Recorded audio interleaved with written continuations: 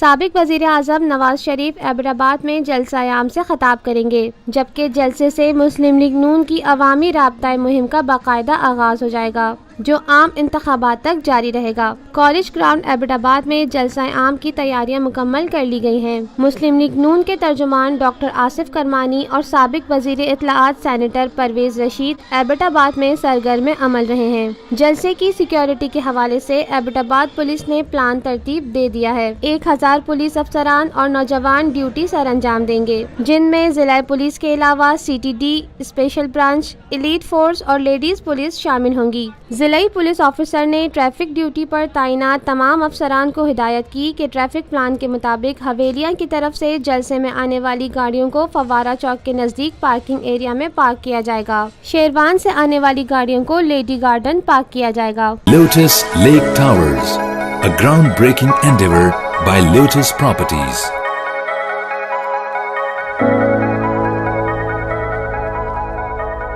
پاکستان میں پہلی مرتبہ حالات حاضرہ کے مختصر مگر جامع پروگرامز، خبروں، تبصروں کے علاوہ دیگر سماجی، تجارتی، ثقافتی، تفریحی، معلوماتی، مذہبی، تعلیمی، صحت اور بچوں کے پروگرامز صرف TNN TV پر۔